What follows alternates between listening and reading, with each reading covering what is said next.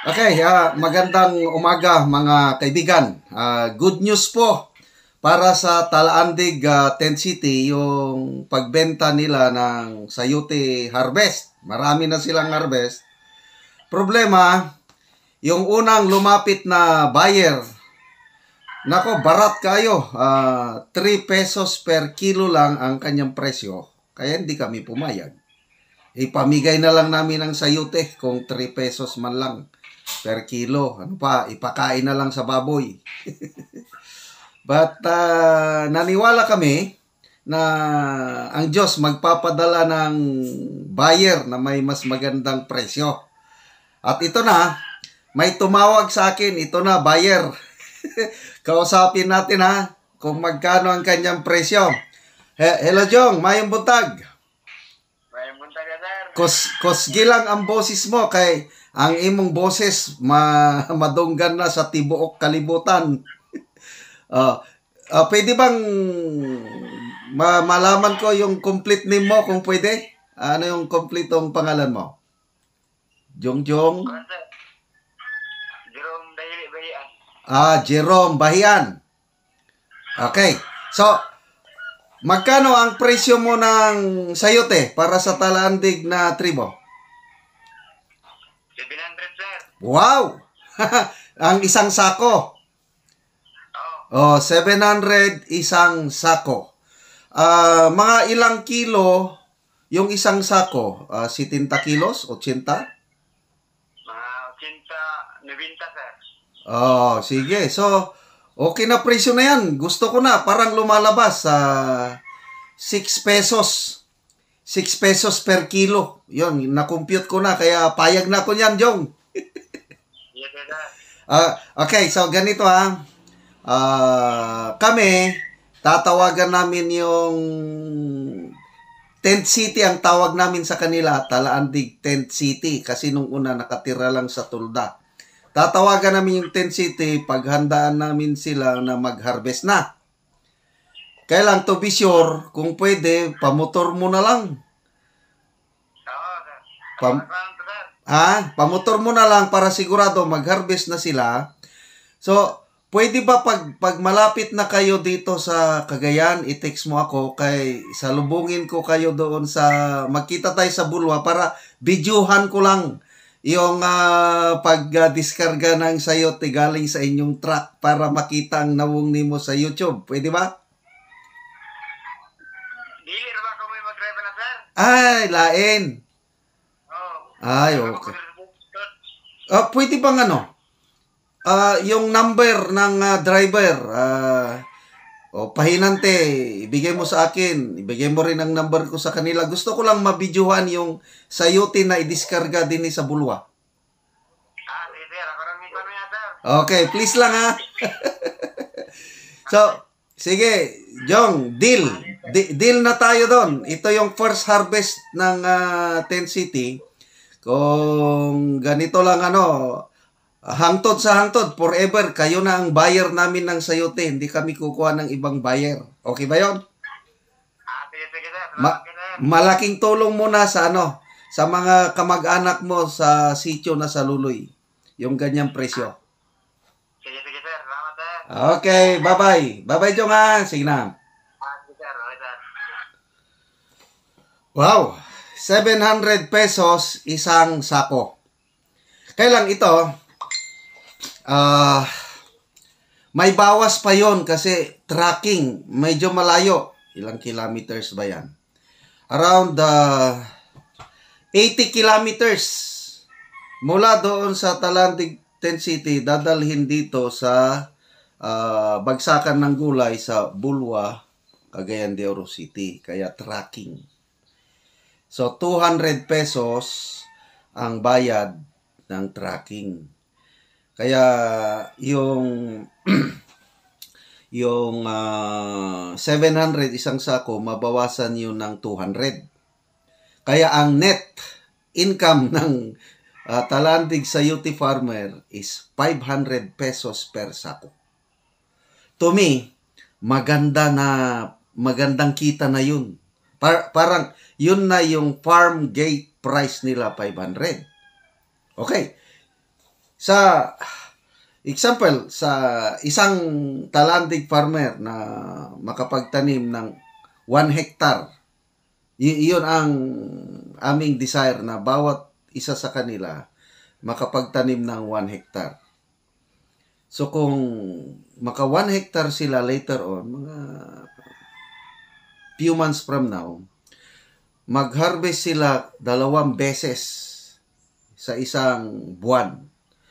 At sa isang hektarya, nako, pinaka mababa, mga estimate ko lang ha, mga 40 sacks ang ma-harvest sa isang buwan sa isang hektarya. So 40 sacks times 500 net, edi may 20,000 sila. Dawat limpyo doon na. Nako, ako, I consider this as one of the greatest achievement in my life. At hindi ko po magagawa ito. Una, Panginoon. Hindi ko ito plinano. Basta nag-develop na lang. It's a leading na sumunod lang ako. Nung unang magpatanim ako ng sayote, ang purpose namin is para pangkonsumo lang nila eh. But hindi ko na malayan, nag-develop, naging commercial. At pasalamat ako sa mga tumulong. SWS. Dahil sa mga yung nanonood kayo sa ating vlog, hindi nag-i-skip ng ads. Yun, nakakabili tayo ng abono, nakakabili ng yung samut-saring ulam. Salamat kay Ma'am Teresa Tanyag, siya ang nagsusupply ng bigas. Okay, nakakatulong tayo yung twine o yung nylon para sa kanilang latayan o pakalatkat. So, grabe, partnership. So, pasalamatan ko na lang yung mga sino pang nag-donate sa Talaandig, Tent City, yung ano nito, West Covina sa California. Sila yung unang nagpadala ng pera kasama ni Ma'am Teresa Tanyag, Colonel and Mrs. Napoleon Mabalot, Ruth Victory London, yung kababayan natin sa Israel, nga ayaw niyang pabanggit ang pangalan, kaya isang Igorota, yung nasa London, yung nag-donate ng solar, yung nag-donate para sa gulong ng aking sakyanan. Malala nyo yun, nung hindi na ako makaakyat sa Talaandig, Tent City dahil kalbo na ang gulong ng aking sakyanan. Wala akong pambili. Ayun, nag-donate kayo lahat. At ito na po, nagbunga na po ang ating pagtutulungan. Ang dating mga Talaandig na hirap sa buhay, ito na po ang simula ng pagbangon nila. At ulitin ko, ito na po ang aking purpose in life. Kasi importante yan. Ano ang purpose mo sa buhay mo? So, ang nakita kong purpose ko sa buhay ko is, 1, to glorify God.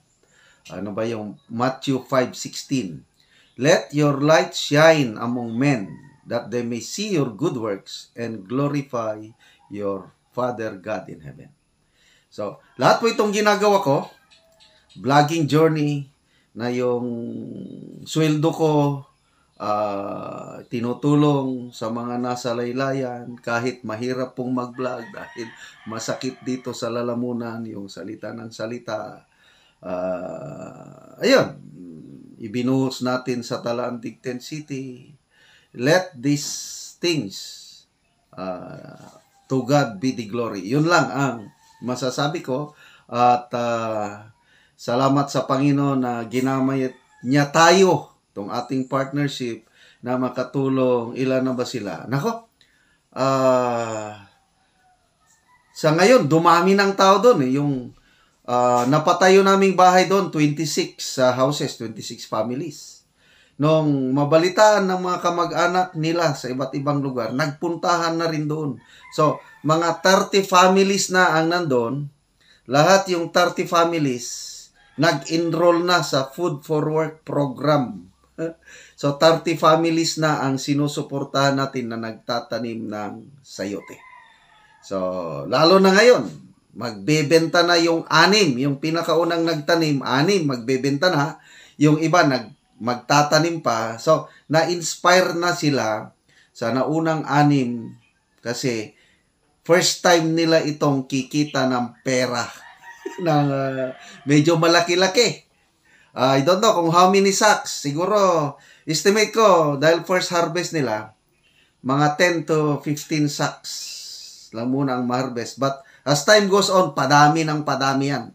Hanggang later on sa isang harvestan, mga 20 to 30 sacks ang isang harvest. Tama-tama, kargado na yon ng karga ng isang bongo truck. So, again, salamat sa ating partnership sa pagtulong sa Talaandig Tribe.